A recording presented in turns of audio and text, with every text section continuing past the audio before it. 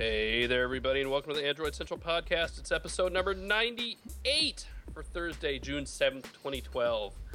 And it's going to be a weird one. So, I promised myself we weren't going to talk about the Galaxy S3 this week. And instead, I'm going to talk about myself, I think.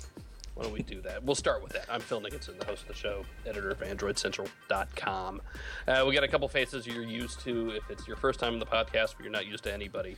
So good luck surviving it. But if you've been here before, we got Jerry Hildenbrand from the site. Howdy, everybody. And we got, who do we have? We have Alex Doby in England. Hey, everyone. I do try to remember who's here and who's not. And we have a very special guest this week who couldn't make it. So instead we have CrackBerry Kevin. Hey, Phil. I'm special. Not sure special at what, but definitely special something. All right, dude. I admire the regularity of your podcasts. No. Greatly. I haven't seen you in a couple of days. And That's true. So Kevin is the editor of CrackBerry. You all know Kevin. And apparently he's not shaving. He's protesting something. I'm not sure what. What the hell is this? No, shaving is down to pure laziness. It's the hair growing, and I'm not cutting my hair until BlackBerry 10 hits the market, which means probably, 4 or 5 more months of growth. So, I'm hoping to pull off the Hansel from Zoolander thing in a few more weeks, but not quite there yet. This is going to get real bad. It's going to get really bad. I'm trying to put the pressure on RIM to speed it up, for the sake of the mobile world. Are you going to go camp out in their offices and send them pictures every week? Or I will. I'll see them soon enough. I think there should be an annual general meeting of shareholders coming up, so it'll be pretty funny if I show up with some dreads. Maybe we'll figure it out. It'll be good. So and in the meantime, yeah. Go ahead. I was going to say we'll get to why you're here in a minute. Sure. For everybody who's brand new, we do this every week on Thursday night, more or less. Some weeks with some months with greater frequency than others. But we do this live and we talk about Android, so I guess we had to do that. So we'll get to Kevin in a minute.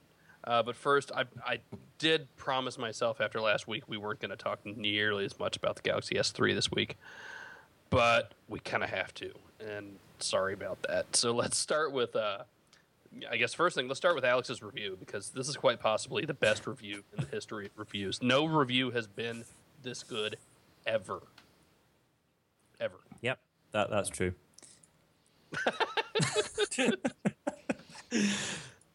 Humble Alex. I'm not going to disagree with that.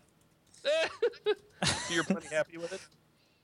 I'm 5,700 words or whatever. That's a lot of Galaxy S3, and if you want to know anything at all about it, it's probably in that review. So go read it. Best thing is that now I don't actually have to write one. But now you got to write 4 now, or 5 actually. Oh my god! All right, so we wake up. When did we wake up? Monday, Sunday? I don't remember when. And we had like 5 announcements that it's coming to 4 major U.S. carriers and 1 regional. I'm going to turn that fan off. Sorry, guys. You're right. That fan is bugging me. Hang on. Oh. While Phil's gone, I'm going to talk about Alex's review and now what it does to the rest of us reviewers who have to raise our bar higher. And U.S. Cellular as well, so that's kind of a big deal, right? We ever had like a major announcement like that and then a regional carrier? I think they've always got stuff, but it's always been delayed, isn't it? It's always been a few months after everyone else. Yeah. I don't think they've ever done day one. This is a big deal. Sorry, go ahead, Jerry. I was going to say that's really telling because it also plays in the fact that U.S. Cellular is growing while T-Mobile is slowly dying. T-Mobile's just, those poor bastards. Yep. I mean, was it today? Was it today or yesterday? It gets announced that the iPhone is coming to Virgin Mobile, which is like, sit here, paid, no contract, whatever. And then there's T-Mobile like, hey, we've got T-Mobile 3G at WWDC at your San Francisco conference next week. Can we have the iPhone now, please? Yeah, that was kind of weird. 4 carriers, a regional, and it looks... I mean, here's a couple incredible things here. One is, again, Samsung, and this is 3 years in a row. I wrote about this a little bit in my column for Sunday. 2 years ago, they got all the carriers in the room together to release the thing, right? Last year, pretty much the same thing. No Verizon. We know why, because Verizon got the Galaxy Nexus, and T-Mobile kind of half-assed it last year. But now we have four majors and a regional, all announced at the same time. And what's more, they're all the same phone, right? I mean, I was reading through all the announcements, and it looks like you have exactly the same phone, and it's untouched, more or less, from the European design. And that's something that not even Apple has done, right? Insanity. That's absolutely, as far as I'm aware, unprecedented in the US market. How has Apple not done it?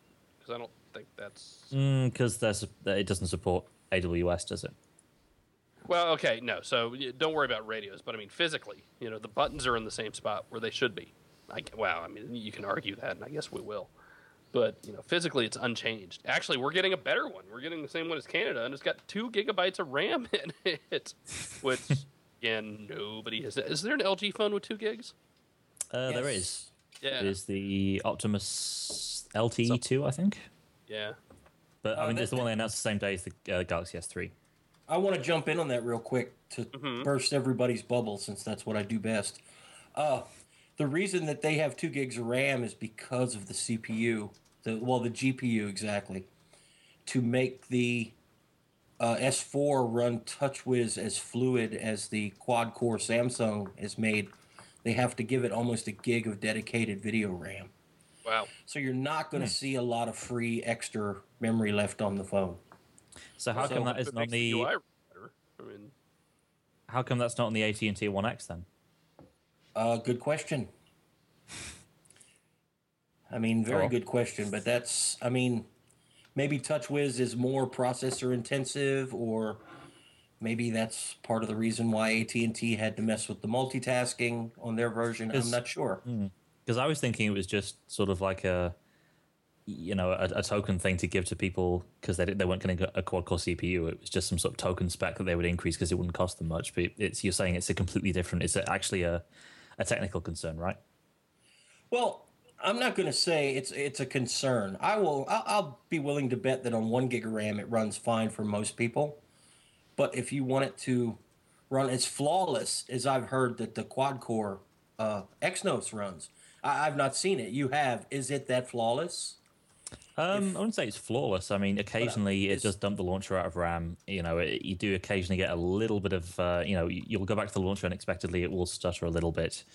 But those are minor things. They don't happen very often. So, I mean, I think that's as much software as it is hardware, right? So it's my understanding that they had to do that so they could run basically the same, build. I'm sure there's differences in the software, but they wanted to run I should say at the same time, it is still smoother than any Android phone I've ever used. So just because there are occasional glitches doesn't mean it's a slow phone by any means. And, we saw HTC had to mess with the multitasking to pull that off. So maybe that's related, yeah. Are we going to have to, review the mem-free settings? Yeah, we will. We don't have to, but we're gonna, because we can. Well, I'm only going to make Jerry review 2 of these, I think. Okay, I love you too, Phil. Can I just link to Alex's and say, but it's on a different network? I know. We got to figure out how to do this. Kevin, you got any ideas? Because have you ever had to review 5 BlackBerries on one? We've done never 5 BlackBerries at once, but I mean, we've done some cross-device comparison things. I'd say you got to use a lot of Skype Magic, lots of videos, lots of editing. Send Jerry Red Bull pizza. Yeah. Red Bull and vodka is delicious. Send it. Red Bull vodka. Stay up all night. It's 5 in the morning in England, and Alex is like, I'm getting there. I'm almost done. I was determined to finish that thing in one, not in one day, but before the end of the day. So I know everybody's getting tired of hearing about the Galaxy S3, and I don't blame you, especially on the podcast. But I'm getting excited to finally have one and finally get to play with it full time. It's good, and I'm gonna be really interested to see what people think. The choice between this and the One X, because it is. I mean, I don't have a One X here, but I can't choose between the two. I've used both. There is no clear choice between those two devices. I'm sorry, there just isn't. All right, is that your official? Because I asked Alex this the other day. I was like, dude, we're gonna have to pick something. Because we're going to get lynched if we don't, right? We're going to have to... Well, we're going to get lynched if we do, but... well, that's true, too. We're screwed either way. Yeah, I don't know. Phil, you need to write an article called Phil's Android Hierarchy of Needs. And then Here's you my can hierarchy of needs. scapegoat I can do it right now. Camera, battery life. Camera, battery life. Camera, battery life. Everything else, I don't care about. I can fix it. See, the thing is, we've got two devices actually, especially in Europe and in Asia, that are coming out in the next month that are maybe going to rival these two. So we've got Sony's come out with the Xperia GX in Japan, probably going to have a European and sort of more general release in the next month. We've got LG with a 4X HD. So we've got a few more that may be going to complicate things a little bit more. I don't know whether we're going to get one of those. It's going to emerge as maybe a bit of a competitor to the S3 and the 1X. I wish Sony had a better standing here in the States, because I hear you get excited about these, and I hear all the Europeans who are like, you don't care enough about these phones, and you're right, we don't, because we don't get them here like you guys do, and I'm a little jealous about that, actually. Well, I mean, I'm in that position now because the GX is out in Japan. We don't get it in Europe, so... Right. Come over here with me and just start to hate Sony, Phil. Just for that reason. They won't give us those phones, so I hate them. Man, I mean, I still remember halfway reviewing the X10 back in the day, and it was painful. So I think that was the one that I left the screen protector on, too. So how do the displays compare between the 1X and the S3? 1X wins, hands down. Yeah. The X is better. End of. So battery life isn't bad. Really, it's as simple as that. I told myself, the display on the Galaxy Nexus is fine. I'm not going to notice any difference. Look, I mean, until I got one. It's fine, but you put them side by side, you know which one is better. Yeah. Oh, yeah. Yeah. I mean, this is by no means a bad display. I mean, the auto brightness does adjust itself a little bit too far down for my liking. But, I mean, if you don't have a 1X next to you all the time to compare, it's great. It looks good. It's bright. It's just not as sharp, and it doesn't have the crazy sort of almost floating texture on the top of the screen that the 1X does. Yeah. I mean, the GS3 is better than the G-Nex. And, But is it? It's the same part. For the average consumer, It's software. No, I mean, the strangest thing for me going back to G-Nex from the S3 is how small the screen seems. Just because you lose, it's surprising how much of the screen you actually lose in these virtual buttons, Right. and how and how chunky it is compared to the S3 when you've got this bulge down at the bottom here. All right, so two things about that. We'll talk about Alex's bulge in a minute. No, not really. I just wanted to say that. But here we have another phone that has basically given the finger to Google and said, you know what, we're doing our buttons however the hell we want. Yeah. And I don't think, what's more, not necessarily and Jerry and I that. were talking about this the other day. What's more is they have a menu button still, and even we keep trying to tell developers, hey, there's no more menu button, get rid of it. But here comes Samsung, who's going to sell a buttload of these things, and they have a menu button. I think a couple of reasons for that. Firstly, they will have designed this thing before they knew for a fact that physical buttons were a thing in ICS. Secondly, is all the branding they've got with the Olympics and stuff. And we mentioned this before. You go anywhere near Samsung's Olympic branding, it is the front face of this phone. It is the curved design, the home button in the middle, and the two buttons at the side. Mm-hmm. So why you would not have the official phone of the Olympics looking like that? Why you wouldn't have your flagship looking like that? That surely has something to do with it. Jerry? But why menu?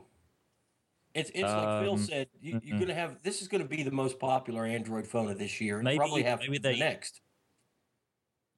And that's going to developers are not going to worry about following Android guidelines. Now they're going to worry about building for the popular phones.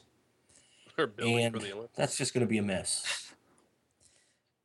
Yeah, that's true. Maybe they didn't want to make the same compromise that HTC did with having virtual buttons and having it take up a chunk of the screen. Yep, and we we hate it. Itself is an annoyance for people who use HTC phones. If you want to point the finger at somebody for that, you have to point it at Google, because HTC did what they were recommended to do, for once. Yep. I don't know. It's going to make my life difficult, and I hate things that make my life difficult. Except you, Phil. Anything else in the GS3? Can't really say too much more until we start getting them here. The global roaming for the Verizon one's pretty neat. Let's hope they don't lock that out. Yeah, so it's going to be a software update, and you absolutely know they're going to lock that out. Yeah, but I mean, I hope they don't lock it out in a way that we can't unlock it.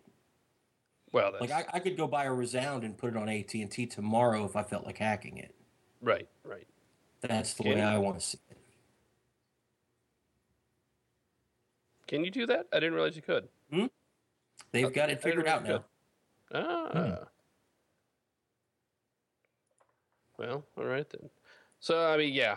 I'm starting to get excited about it. Alex, cameras, that's the big thing. Okay, so camera is a bit of a mixed bag, really. I think Oh, it depends on what part of the camera you compare, and because the image chip stuff in the HTC phones isn't used when you're recording video, the S3 beats it in video hands down.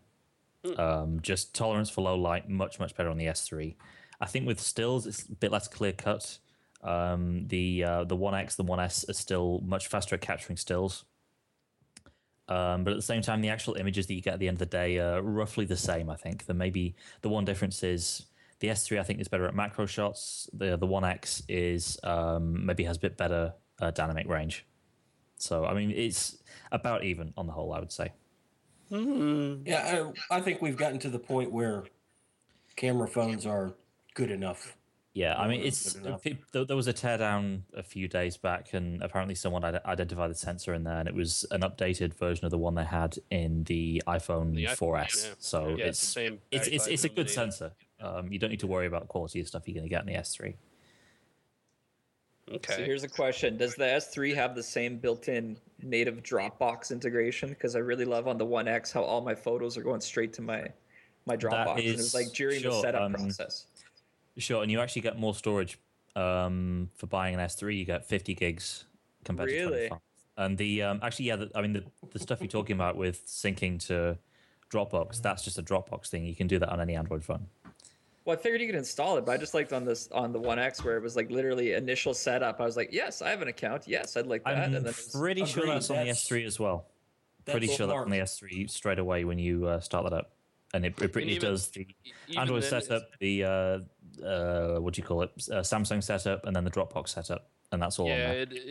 Either way, it's an account thing and not just a setup thing because the AT&T One X doesn't have it in the setup, which was odd. Was the answer I got from AT&T and actually AT&T said it's an HTC thing. And HTC's like, oh yeah, it's there. Just sign up for it. And I'd already gotten it through one of the other review units at that point, but they're like, oh yeah, for some reason it's just not in the setup on the One X, on the AT&T One X, which was odd. But yeah, I mean it's weird how the battle lines are being drawn there because LG has Box, everybody else has Dropbox. So and I actually turned on the camera sync.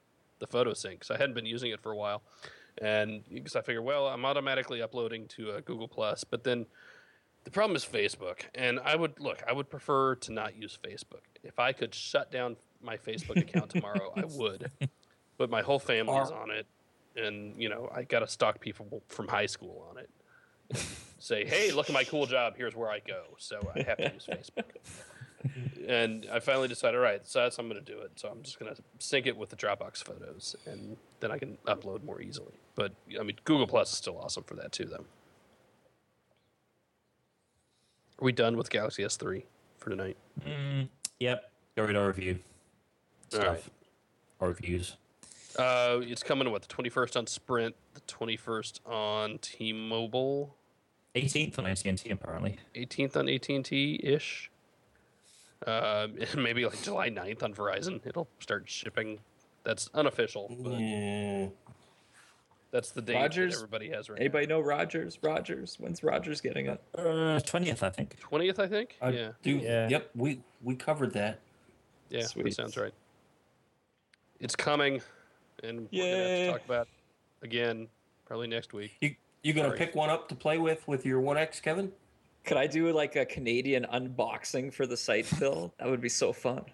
Sure. What do you do? Say A and apologize a lot? Yeah, I just talk about Rogers. I'm like, it's Rogers. I make a couple of robbers jokes and then apologize. Correct. I'm all for that. So let's let Kevin talk about why other than the fact that we like having Kevin here and you can come back anytime, but you actually have a reason for being here tonight. Yeah, I do. I mean, you're going on a world tour. I'm going on a world tour. A couple things have come together to make this happen. So, Are you actually going anywhere? Well, I might see you at I/O. Oh, that's true. Oh, that'd be awesome. But I'm not going to be there as an attendee. I'm just going to be in San Francisco, and we'll, hang out the front doors and say hello to the Android Central crew as they walk in and out. No, but the basic premise is pretty simple. In the past, we did these smartphone round robins. It's been a couple of years since we've done one. We're going to do one later this year once BlackBerry 10 hits the market, once the iPhone 5 is on the market, once I guess Windows 8 phones are coming on the market. And I'm sure you'll have another latest and greatest Android device then. And, that's where we all the EICs switch devices and kind of write reviews on them from the perspective of the platforms we know best. So the Mobile Nations World Tour concept, a little bit different. Basically, I'm in a dead zone right now waiting for BlackBerry 10. It's 4 or 5 months away. So I know BlackBerry best. I've kind of tried to keep familiar with the other platforms over the years, but I've never really fully committed to one for any length of time. So basically what I'm going to do is, rock Android for a month or so, rock iOS for a month or so, visit all the sites, stalk you guys on some podcasts, jump in the forums, learn from our awesome communities. And hopefully by the time BlackBerry 10 comes out, I'll be a lot more knowledgeable about everything. So when I review BB10, it's not just a fanboy review. It's kind of a more well cross-platform understanding. Because what's really interesting is we've had so many people leave BlackBerry and go to these other platforms. For me to actually review BlackBerry without, BlackBerry 10 with it launches without really knowing these other platforms, it's not going to be as complete a review as it needs to be now. So it's going to be fun. So here I am. I got an HTC One X. I picked it up in white because I love white phones in general. Is it getting kind of not grimy, but is it picking I wouldn't say up so. Stuff? Yeah. No, it's been pretty clean. Although one of my good friends here also bought one, and he dropped it the other day. Didn't have a case or skin, and only dropped it I think in his house even or in his kitchen, and it actually put a pretty good nick into that plastic. I was surprised. So. Well, lesson learned, I guess. The thing about the polycarbonate is you probably won't notice it quite as much because the color runs all the way through. So it's not like you nick the paint off it or something. No, there actually right. have been a few threads, and there's one like really good one that's like don't run around naked or something. And a few people have said, look, I'm not a case guy. I'm using the case now. Interesting. I can't bring myself to do it, but I have ended up with the occasional tiny nick in the display. It makes me sad. I ended up with one. I think I got off the plane. Alex, was it when I got off the plane for London and I had some scratch? I think it was Barcelona. You came in, the first day there, and it'd been in your pocket all day, and it somehow picked up. It was the G Nex. Yeah, no. That was the G Nex, and that was Barcelona. But I think I got one on the One X from. Oh, really? Going to London, yeah. Okay, I'll take your word for that. Yeah, so I mean, if you can get by with a screen protector, I think I recommend them. Good to do. I was gonna do maybe a blog post on AC, and ask what are the recommended favorite accessories for sort of a new to Android guy? Because in the BlackBerry space, I have my go-to ones. It's always I need a charging pod. Like a BlackBerry without a charging pod isn't really a BlackBerry, and probably what is a charging pod? So it's like your charging dock or desktop charger, but that was the RIM name for them. But with BlackBerry, they have that bedside mode, which is really a nice sort of built-in native feature where it just swaps all your profile settings based on sticking it in the dock. Can you get one for the One X up there yet? Because we don't have them here. Don't have them there. So actually, my buddy who dropped his One X, he brought by his charging pod to my office today. So he did grab one somewhere. I'm not sure. But it had this really bright blue light on it when you plugged it in, and it was too bright. I was like, "Why is it so bright? This is gonna wake me up at night." I'm looking on the floor over here. I have one, I think, for the Thunderbolt. I forget what phone that's for, but I know exactly what you're talking about, and I bet it's the same company. Like, I don't think it's the OEM one. Yeah, he probably just picked it up at the carrier store or someplace. But I was like, whoa, I don't know if I can use this thing. But this is bugging the hell out of me, and I think we talked about it a little bit last week because the official accessories for the Galaxy Nexus are finally being sold here in the Google Play That's Store. crazy. That came out I've got 6 them months sitting behind ago. me. They came out 6 months ago. It's insane. And look, we sell accessories. We know about these things, right? And Jerry has explained why. It's because the software was never ready for it. But I mean, the fact that this stuff isn't ready when the phones launch is ridiculous. The fact that I can't go out and get a car dock, which for me is a safety thing as much as anything, right? I mean, I want to use this stuff for navigation, and I can't because I got to hold it in my hand, which just is not good. So here's a question I have about Android. So in the BlackBerry space, we ran into this mess for a lot of years where the phones would hit, and then it was like once the phone was on the market, then developers got an updated SDK for apps and themes, and then 3 months later, accessories came out. We always had this dead zone of waiting. And what RIM did on the accessory side this past year was they started a certified built for BlackBerry program. So essentially, as new devices are coming out, they're giving the OtterBoxes and Incipios and all these guys the hardware specs and dummy units in advance under NDA, of course, so they can have accessories on the market at launch. Does Android do that, or Google, or do the individual, HTC, Samsungs do that, or is it still always a bit of a mess? Yeah, and actually that was a big. I hate to bring the S3 again, but that was a big part of the S3 event, and there were whole walls in the Samsung stores they had set up behind the stage where it was just all the official Samsung accessories. So it's up to the OEMs, really. I think. Well, I know HTC did with the 1S because there was form-fitting cases. Came out the very same day the phone did. Not a lot. Actually, that's the same with the. There was one, I forget the manufacturer, but there was one that they were selling, actually releasing for free alongside the S3 on launch day. So obviously, someone on the Samsung side has the dimensions as well. That is my one tip for the show that I discovered is the BlackBerry Premium Travel Charger, which is the one that default came out with the playbook, but it works on phones too. Mm-hmm. That thing charges these Android phones like so fast and good. And, it doesn't break it, but it is like an awesome rapid charger. If you can get it on half price, I would like stock up on them because it's way better than the stock charger. That's the one I have plugged in at my nightstand for all my phones. I agree. It's so good, right? And you can get them for like $15, and it is a good charger. Like, what is it charging at? Like 15, 20? I think it's 2 solid amps. Wow. Yeah, it's just higher amperage. Yeah. Right. And it doesn't melt anything, huh? Doesn't melt anything. Not yet. When it first came out, I emailed RIM on it because we weren't sure what to do with it because it seemed to work. It was micro USB, but I'm like, can we say this thing works with all micro USB devices? Because we don't want to get in crap for it.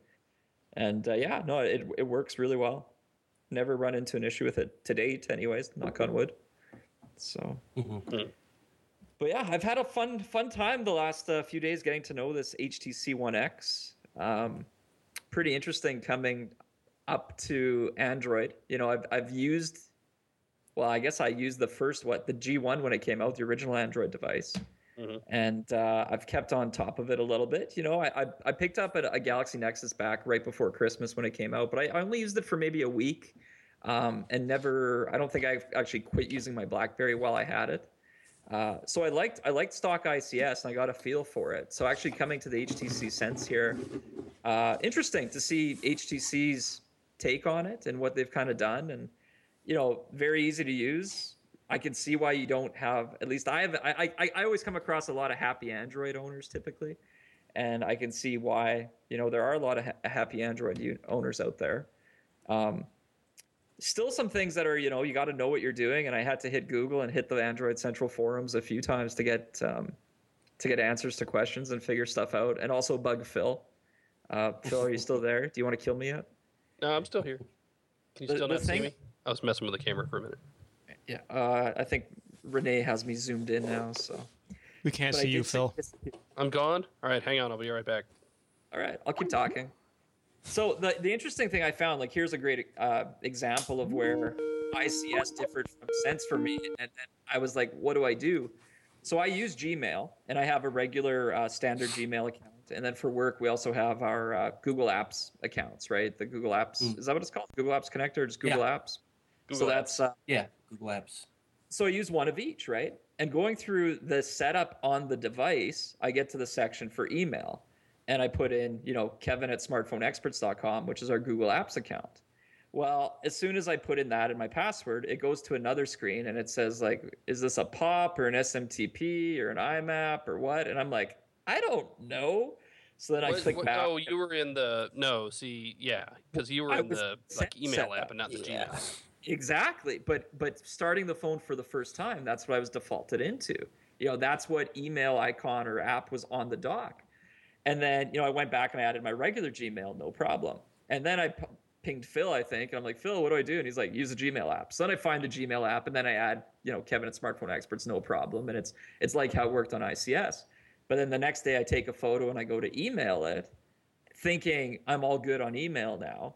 But then it's like, you don't have email configured on your device because I never ended up configuring it through the HTC app.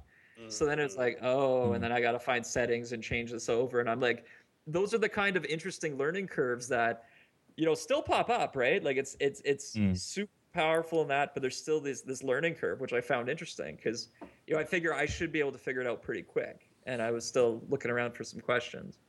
Yeah, and the issue there is when you got multiple apps that come preloaded on the phone that do the same thing. And if you use the platform, then which one do you use? And that is a valid criticism, I think. Yeah. And it's not even I don't know if it's even a criticism because, I sort of keep thinking like, if you were to sum up every mobile platform in, one sentence, what does each of them signify? Right. And Android, I kind of look at, powerful framework, figure it out yourself, or customize it yourself. And that to me is sort of what Android is. The more I spend time on it, iOS is kind of like, we assume you're dumb, so we're going to tell you how to do it. And that's kind of the iOS basis. BlackBerry is like, well, we like communication and emails, and you can try to do other stuff too. And we think this experience is good. Windows Phone, I'm still trying to figure out what the value prop is. We're different than iOS and Android. Is kind of their message, I think. Still, WebOS. I'm sorry. Sorry, Windows Phone. WebOS is a different story. But well, a lot of it comes down to, I think, knowing what you need to, like, because I'm thinking of all the setups you go through, right? And when you set up something on Sense, or actually on any UI, it says, hey, do you want to add an account? You have to know that you want to add a Gmail account, right? Yep. Not just email, but Gmail, which is different. That you're adding an entire Google account and not just pop email into some app somewhere. Well, I've always thought that stores that sell Android phones would do much better with geniuses like iOS has, because iOS it's pretty easy to figure out yourself, where Android it's not quite so easy. I'm just wondering if that's something that should be done. I think the Car Phone Warehouse does have some kind of service where they help you set it up before you leave the store. I can't remember what it's called though. So at least some stores doing that. Well, good. They all should. And if not, come to Android Central. We try. Yeah, man, I tell you, I don't know if you guys saw it. A little piece about how apparently the touchpad originally was going to run Android before Palm got on board with it. And there's I don't know his exact title, but a guy named Josh who was with Developer Relations. And I met him a couple times. Really nice guy. And he did not really, well, I guess he'd call it a response to that epic kind of rehashing that Chris Ziegler did at The Verge about the life and death of Palm. And really good to read. If you haven't read it, go read it. And so Josh kind of wrote his, just stream of consciousness. Hey, here's what I'm thinking as I've read it. Kevin, you met Josh, I think, a couple years ago. Yes, yeah, I remember. Yeah. So one of the interesting things he said was basically Verizon just poo-pooed the Pre-Plus, I think it was, and that it really came down to the guys in the stores just weren't behind it at all. The Droid had just come out, and that was, obviously Verizon's big thing, but it just killed it. So, I mean, the more I think about it, the more the guys in the store, and there are probably one or two of you listening to this, really, really, it's the troops on the front lines that can make or break a phone. And this goes from purchase to setup, to the moment they walk out the store and you send them on their way into the world. It's a big deal. You send them on their way to us. But, if it's not, setup's not easy. And I've gone through a lot of setups. But, man, please, guys, help them out. Give them a bone. Throw them a bone. It's a strategic thing on that point, Phil. I wonder how many companies have active programs to win over, store reps. I know I've heard that RIM is actually, building out a program in the States. And I mean, in the US, the state of BlackBerry right now, not so good. But when BB10 hits, they're going to need whatever, love they can get. And I think they have around 5,000 people through, they sort of isolate the top 1,000 carrier stores that are still doing well with BB sales. And they make sure there is a champion in every store who still, rocks a BB on the hip. And they take a very proactive approach on it. And I think any company that doesn't think about that, you're leaving it up to chance and fate. And I mean, if Palm didn't do that, or HP or whatever didn't do that, yeah, the Droid was a commercial monster. I mean, and Verizon was pushing it too. It'd make it extremely hard. Mm-hmm. What else is? We got to talk about some of this other stuff that's actually on the script. So the new Google Maps was kind of announced this week or yesterday, I guess. It's not a new Google Maps, so a couple things. Offline access, that's a big deal. That's a huge deal for a couple reasons. TomTom killer. Yeah, it's a TomTom killer. And did anybody notice that this was announced either the same day or the day after? TomTom was like, "Hey, we're coming soon." Really? Still? We'll be here. Anybody? And they're looking around. It's like, yeah, because Google Maps just went offline. Some questions about that still. I mean, how much is actually going to work? Is it just going to be the map? Is it just going to be, will nav work? Will search work? And obviously there's a limit that you hit, right? I mean, only so much can work. How much space is it going to take on the device? Because traditionally these things have been, a couple gigs for like really good mapping software. I read somewhere somebody figured it all up that based on some of the downloaded maps you can use now, and then what Garmin and TomTom have for their sizes, 2 gigs would probably get you a regional map like the Northeast U.S. and have enough for navigation and search. Of course, nothing live like traffic or anything, but just enough for navigation and search. Sure. But then you have, AT&T is sticking with 16 gigabyte devices, right? Yep. In what I think you end up with like 10 or 11 that you can actually use. So then you're down to 8. So. Well, I think the biggest thing here is not so much for your phone, because let's face it, 99% of the time your phone's going to have a data connection. Mm-hmm. But this opens up the way for Android car system unit thingies. I would love to have a built-in 4-inch dash unit that not only controlled my media, but was a standalone GPS. And, with a button, I could tether it to my phone to update it or to download something to it. That would be sweet. Or with Wi-Fi Direct, you could use your phone's data to update it. Yep. Right? Maybe? Yep. Sure you could. With use NFC and Wi-Fi Direct, you just touch your phone to it. It establishes connection and gets whatever the heck it would need. That would be really cool. A dedicated unit to control your stereo and. Well, and that's not unlike what GM showed me last summer. Right. Like it uses your phone's data connection for Pandora, and it uses Pandora on your phone. The app is on your phone, but it has a controller in the dash. Yep. That's the possibilities I'm seeing here. Much bigger than, Jerry's going fishing in the mountains and he doesn't have a data connection, but he can still find his way back to the car with offline maps. Well, but and I keep saying how I really think Google's going to have an even bigger push in the living room at I/O in a couple weeks. But what if that's how they do it? What if you have a set-top box that does something in conjunction with your phone? And I'm not necessarily sold on that. I'm right in the middle of writing the review of the HTC MediaLink HD because I finally got like a final production unit. And, it's cool. It's fun. It's a nice novelty. I'm not sure I'd use it like full-time media. But maybe... Nah, I'm not sold on that idea yet either. Be interesting. So there's TomTom. What do you guys think about Google buying up QuickOffice? Yay. Make my Google Docs app worthwhile. Yeah, I think there's a lot that needs to improve about on, actually editing documents and spreadsheets on an Android device. And I think if they can bring that in, it'll also, you'll be able to edit Word documents and stuff as well. That'll be all better Well, we for. can do that now. I mean, it's clunky, but we can do it now. But have you used Quick Office, Phil? If not, yeah. you're going to go spend. Okay, then you know it's much better. Yes, absolutely. I'm not saying it's not better. No, I'm playing devil's advocate. But here's my thing for it, and I think this is a big deal. You got a lot of OEMs that have Quick Office pre-installed, right? Especially on tablets. This kills that, theoretically. Well, they said they're still going to support the standalone app. Or we're just going to see it baked into Android. One of the two. Right. Yeah, that was in the announcement. Okay. Well, I missed that. So they're still going to support their existing users and stuff. And based on what's happened with other manufacturers when they've done a similar thing, it's not going to disappear overnight. I think if it does eventually if it is eventually folded in, it's going to take months, if not years, for that to happen. No, certainly not.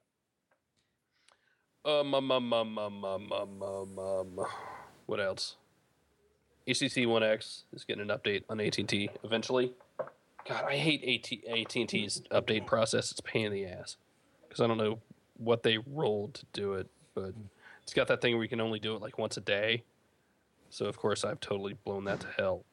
You can't actually get the update. It's the same as that RUU that leaked a few weeks back though. So if you want to completely reset everything, you can do that if you really have to. Yeah. A funny story there, Phil. Remember I think it was the Asia region 1Xs were supposed to have a really small update to get them up to speed with the European ones. Mm-hmm. And I kept checking. I have an Asian one, and I'm like, I'm not getting an update. Why? I looked, mine shipped with that update. So I spent way too much time looking. Yeah, no, mine definitely did. So I'm resetting it right now. I'm rebooting it anyway. What do you guys think about this Microsoft On X app? It's kind of cool. It is kind of cool. I think it's if I could get it to work, I would probably have a more informed opinion. It seems to be there's a little bit of it that is just the web interface seems a bit janky right now. So let's back up and tell people what it is. It's almost like Tasker, right? If you can. Sure, yeah, it's Tasker on the web basically, isn't it? It's Tasker-like interface, and you can control it through a website that Microsoft set up. They call them recipes. So it's like if I'm at home, set my phone to low volume or something. Like it will, if then whatever, and basically will control settings, can launch apps, stuff like that.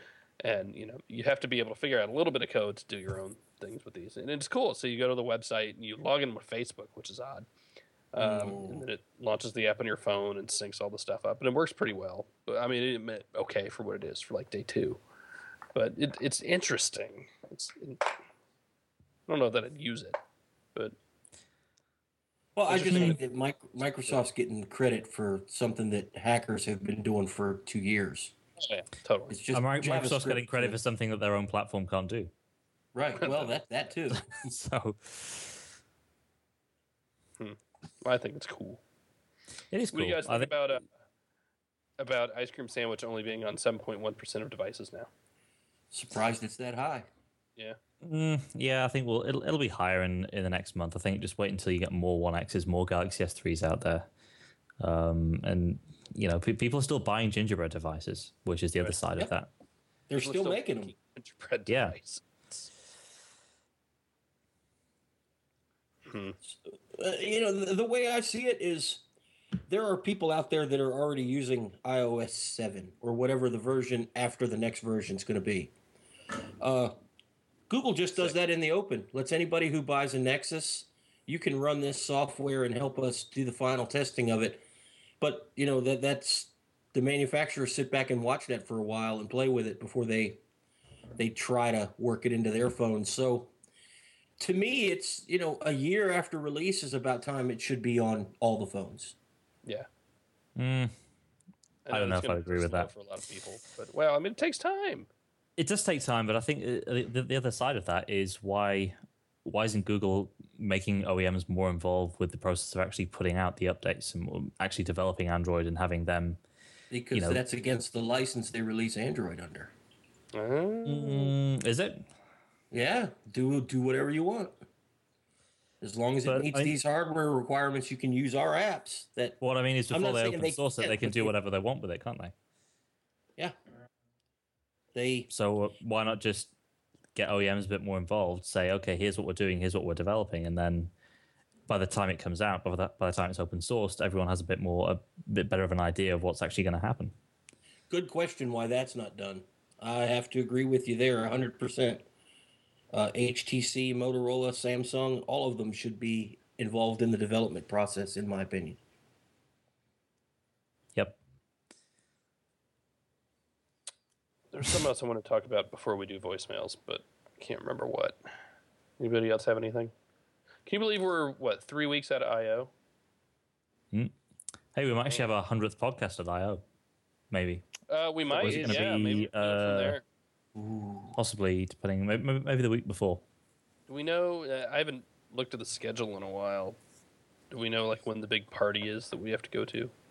And for everybody, if you're going first time. I know we have at least 2 parties to go to. I'm not sure which one is the big one. Yeah, no, and I don't. I'm not sure if I'm even allowed to say names yet, but no, not that one. Something else. The big Google I/O party, like the one that Google does. Okay, no, it's on the last day, just the third day now instead of the second. Yeah. What do you think? Yeah, you would have thought so. I would think so. So I got a really newbie question. What does I/O stand for? Because I've never actually bothered to look. If you go to the google.com/IO, you will see it stands for input output. It stands for what? Input out. It stands for input output. It's I/O. Oh. That's like an old computer term. Oh, okay. So that's how they are using it. Interesting. Yeah. Yep. Yeah, they went all hardcore on it. And stuff. I don't know. I'd be curious to. I wish we'd get you in. I'd be curious to see how it compared to things like the BlackBerry Jam, which is a horrible name, by the way. Don't tell Alex Saunders that. He thought it was so clever. Or like a poetry slam. Or what is it? No, it's Tony Hawk, who is the Boom Boom Huck Jam or something. I don't know. And I just think of kids playing sports. This is definitely not that. So.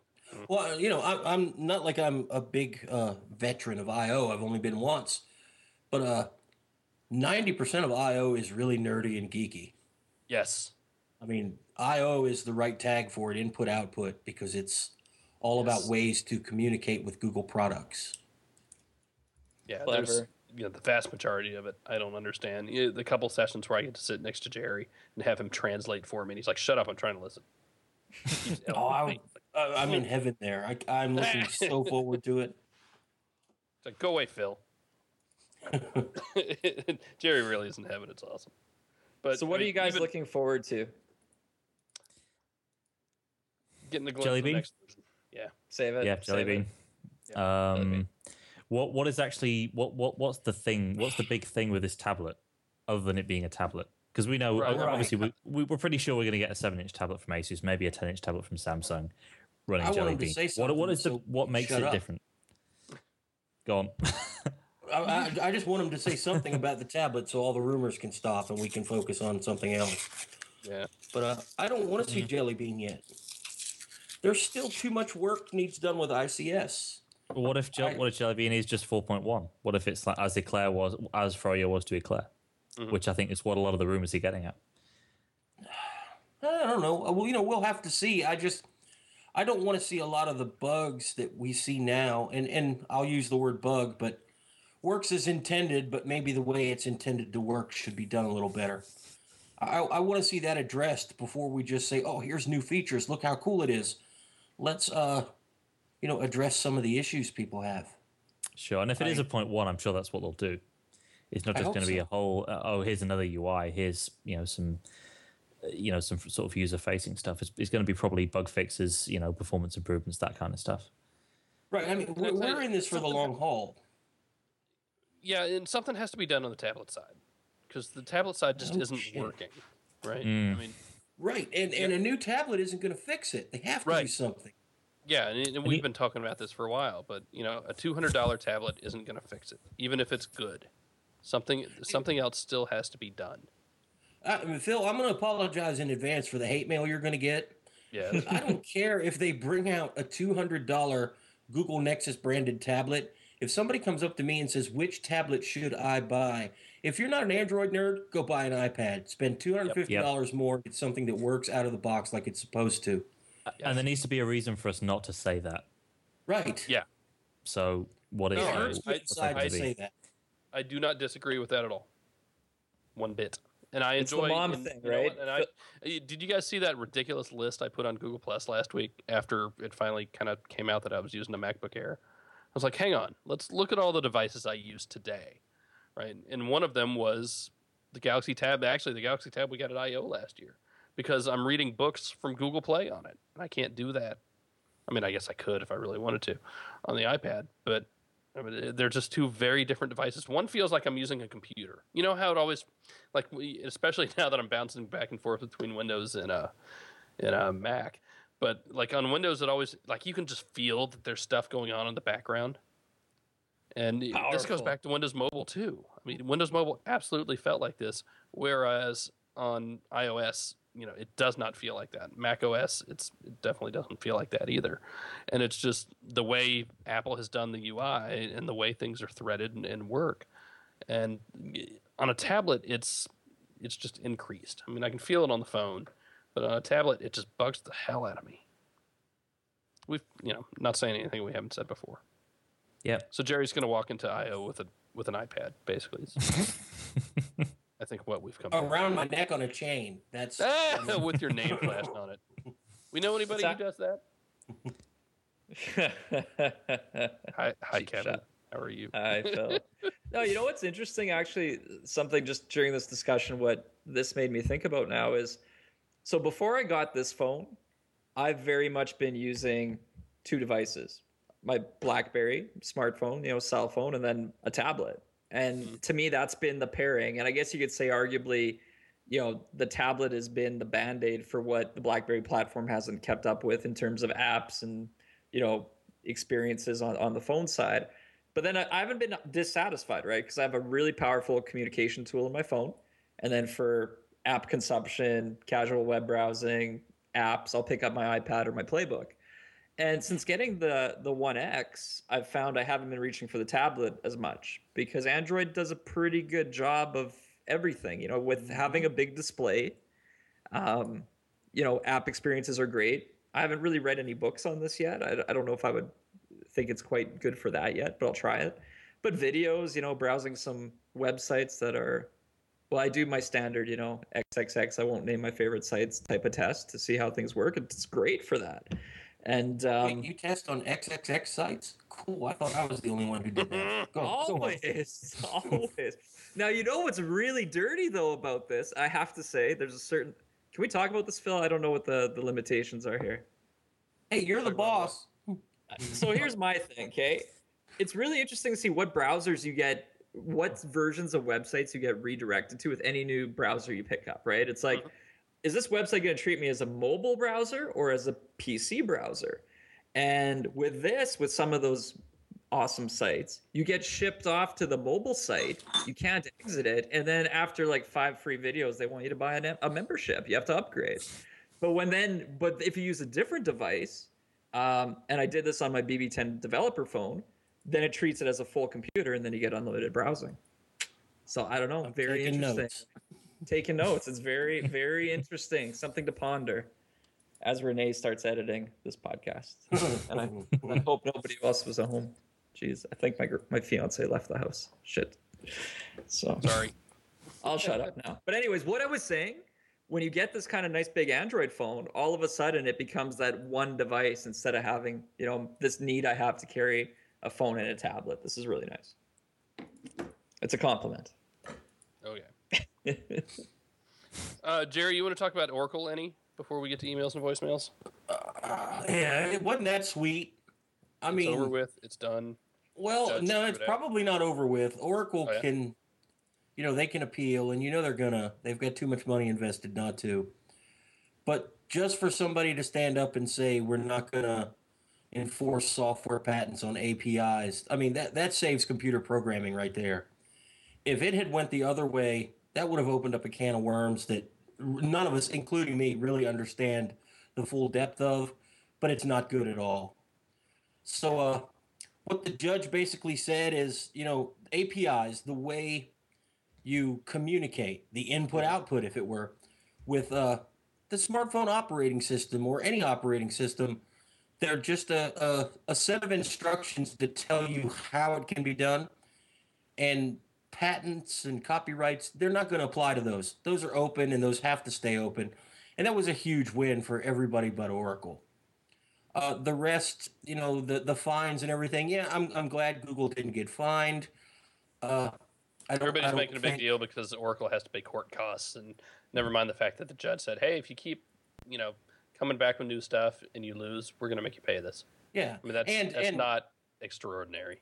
Google and it's will a hell of a lot less than Google will have to pay a fine. I think it's like 1.25 million or 125,000, some peanuts number compared to the original, because they were found to infringe on one thing with the help files, the other side of the case.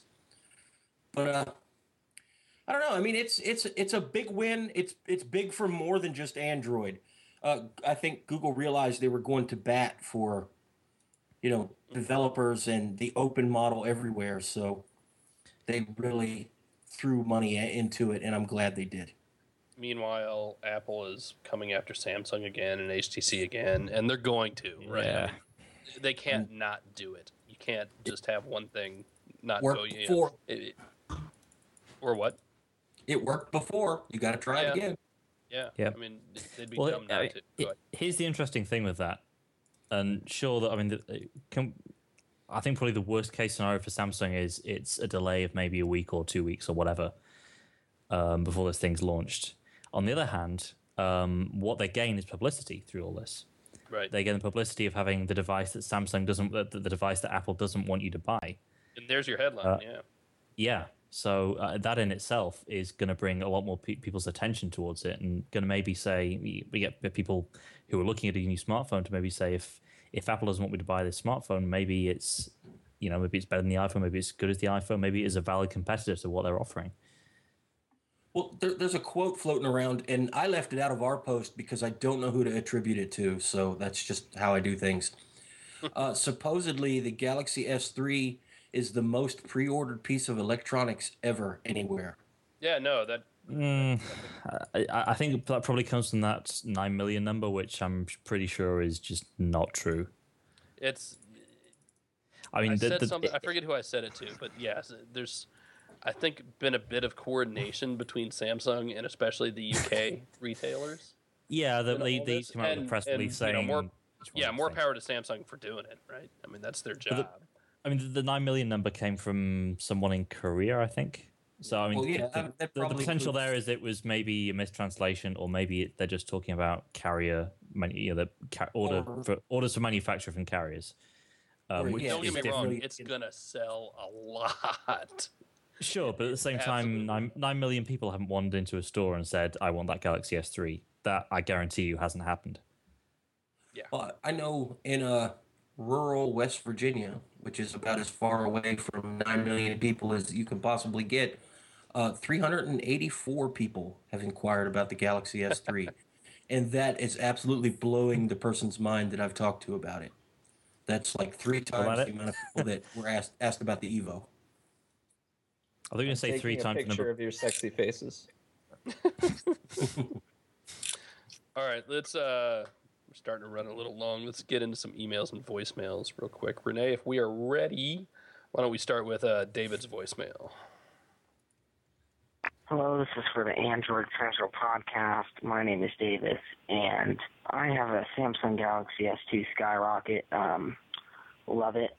But there's one thing I'm really missing out, and that's Google Wallet. And I've been looking around numerous different sites, seeing if there's any way to get it on without rooting or hacking. And I was wondering if you guys had any insight or knew when AT&T was going to allow Google Wallet to be on their devices, or if you know how to get it on there without rooting it or installing a custom ROM, because I don't want to lose all my information and I'd rather just wait for the ICS upgrade. Or just, I don't even know if it's actually coming with the update to Ice Cream Sandwich or 4.0.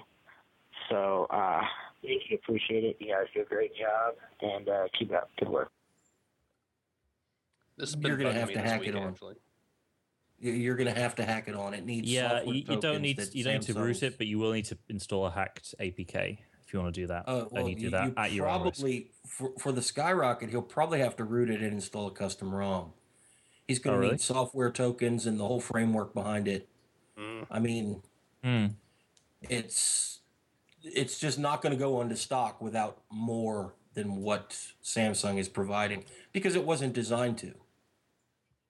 Kevin, has there been any sort of rumors or anything about something like this finally coming to BlackBerry? Or does BlackBerry have it now?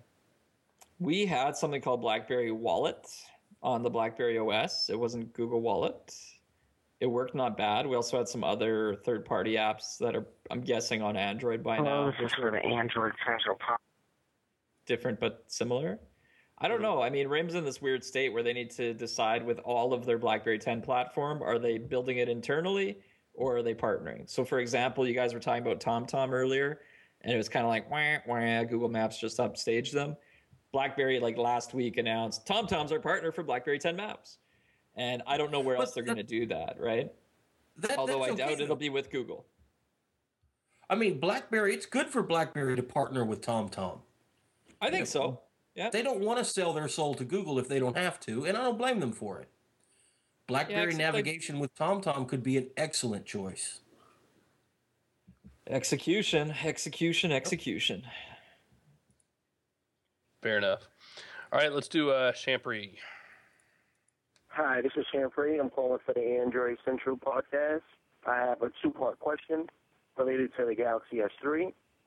Does the Galaxy S3 camera, is that better than the HTC One X and the HTC One S? And also, is that the same sensor that is used in the iPhone, that camera sensor on the Galaxy S3? Thank you very much. Have a great day. Love the podcast. Keep it going. We talked about this earlier, but Alex, your verdict so far is pretty damn close. Yeah, not enough really to worry about between the two of them. They're both very good. Like I said, the only real difference is the S3 I think performs better with low light video. Cool. That's about it. All right, well, let's do some couple quick emails and we'll get the hell out of here. Jordan writes, with Samsung showing that they can release the Galaxy S3 without the U.S. carriers modifying the exterior, do you think Samsung may try to push for the next release to A, not have bloatware, and B, for Samsung to do the updates directly? Nope. No. I would love for the second point to be, for there to be a way to do that, especially in, GSM markets where, that I don't think either of those two things are really going to happen. I think it's probably as good as it's going to get right now is the situation with the design not being changed. And I'll come right out and say it. Sprint and Verizon have the capability, and they will exercise it. Phones aren't going to be on their network that they don't approve before software updates go about. Never, ever, not going to happen. Can't blame them for it. That's just how they do business. Yeah. Bloatware, we can only hope, but I mean, we have seen, Sprint has cut way back. Yeah, and ICS does a lot to get rid of that as well. You can just disable apps now, so that's less of an issue. Yeah. I'll read the last one just because I feel like it. Derek writes, I've received an HTC One S as a replacement for Borked Incredible S. A good deal, I think. My concern is that the non-removable battery. How worried should I be? Can I plug in? Can I plug it in even if the battery isn't low? Is giving the phone a boost before heading out a bad thing? So it's the old top-off question. Yeah, I've been doing it. It's not a problem anymore. First off, the One S has fantastic battery life anyway. Yep. So BlackBerry Premium Charger. That could boost to be a full charge battery. From an electrical engineering point of view, I want to throw this out there. Yes. Battery life is measured in cycles, and if you charge it 20%, you're only using 20% of a cycle. So if you charge it and just top it off, it's not the same as letting it go the whole way down and recharging it from empty to full. As far as the lifetime of the battery works, it doesn't work that way. So topping it off doesn't hurt the battery in the long run, on paper. But at the same time, modern lithium-ion batteries are pretty hardy anyway, aren't they? Compared to Right. older I mean, types. if your battery doesn't last you 2 years, the length of your contract, you've done something to screw it up, or it just came bad from the factory. One of the two. I tell you, my Galaxy Nexus. I don't know if because I think I've got one of the extended batteries in it, and maybe not the one that came with it. I don't know if there's something screwy in the ROM right now, or the update, or whatever, or if there's something wrong with the battery. But this thing will not hold a charge. And that's with, I think I've got like mobile data flat turned off. There's no SIM in it. It's connected to Wi-Fi. But yeah, I've never had a phone like die like this, at least since the Thunderbolt. So I got to play with it and figure out why. Weird. We'll figure it out. Yeah. All right, boys and girls. Anything else? Kevin, you got anything else? I just wanted to say Android Central and its community is the best in the world. I actually, once I got my phone, I did some research to see if there are any other Android sites and places I could, Google and land. And I always ended up coming back to not anything worth checking out. I checked some stuff out, came back here. I was like, you know what? This community rocks. Forums are awesome. Blogs are awesome. So, guys, awesome. And I'm really enjoying it because, Phil, I've been working behind the scenes on a lot of the, some of the site stuff that we've been working on that's on the roadmap still to come too. So it's kind of fun to actually not just look at the site, but really feel like you're using the site in a meaningful way. So it's pretty awesome. When I complain about things, Kevin's like, "Oh yeah, that does suck." Today I was like, "Are you serious? Oh my god!" So we've got some things that'll be tweaked. And you know what? I just had a great idea. Can we edit that header? Because we should add the forums app link right into that forum from the forums right in the top of the site. Sure. Or in the download section beside Android Podcast. I can do that right now. We will find room for it.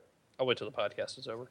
Well, Kevin, sure. I think I speak for everybody when I say we are begging for BlackBerry 10 to come out so you get a damn haircut. Thank you. I agree. Appreciate your patience. All right, and as always, you can email us at podcast@androidcentral.com. You can get us all on Twitter at Android Central. I'm at Phil Nickinson. Jerry is at GBHIL. Alex is at Alex Doby. And Kevin is at CrackBerry Kevin. If you're not following him by now, you really should, because occasionally you get like late night topless workout videos. I'm just saying. It happens. It does happen. We're all on Google+. Actually, Kevin's on Google+ a little bit now, too. Yeah, gplus.to/CrackBerryKevin. Just, yeah. Yep. We are brought to you by shopandroid.com, as we are every other week, and there's a whole bunch of new stuff coming in, especially for the Evo 4G LTE. So if you're looking for the cases, the kickstand cases in there as well, I believe, and they're getting some of the docks in. So go check that out if you have not already, and they're still doing the deal of the day every day as well, so you can save a lot by doing that, and I highly recommend it. I don't even know what they're going to do.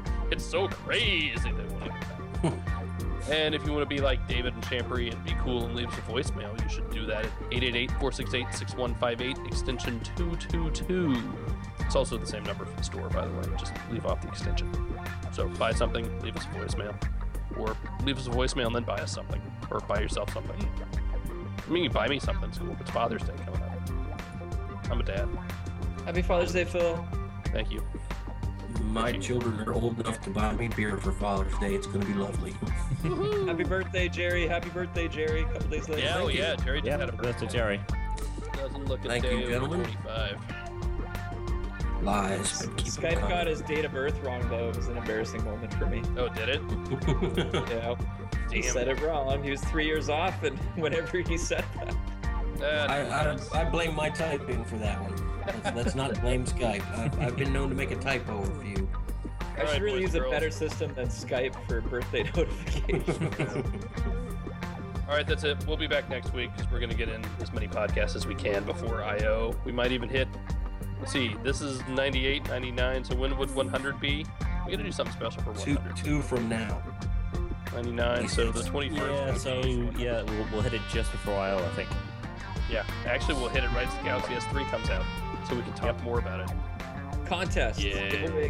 Give away something awesome on the show.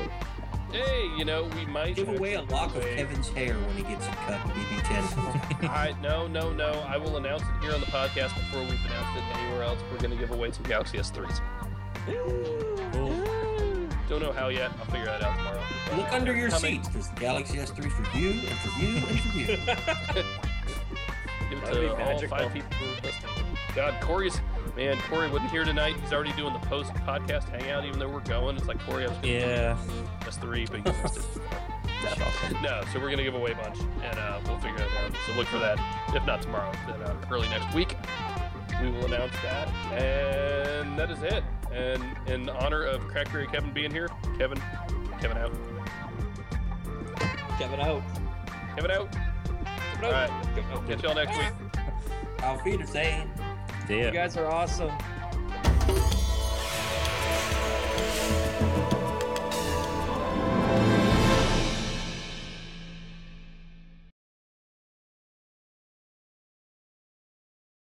That was such a good podcast. Our Crackberry ones are always so frantic and screwed up, and I just don't shut up the whole time. So it's nice to listen. It was our first adult-rated Android Central podcast. Oh, that's hard. That wasn't really adult rated, though. No, I expected something much, much more. I was disappointed. I stalked, but it's really a true thing. Like, I was kind of ticked because you get 5 videos, then they want to sell you a mobile membership, and you can't get out of it to the full site. But then if you go on like an iPad or the Playbook or the BB10 Dev Alpha, then the browser's treated like a desktop, and then it's free for good. When you have your browser open, Kevin, Yeah. there's three little dots in the top right corner. Click them, Okay. and then tap Request Desktop Site, and it'll switch you over. Yeah. And it's all porn all the time, as much as you can handle. Okay, so Phil- this bit as an like a PSA, public service. I'll put that in the Holy blooper reel. Okay.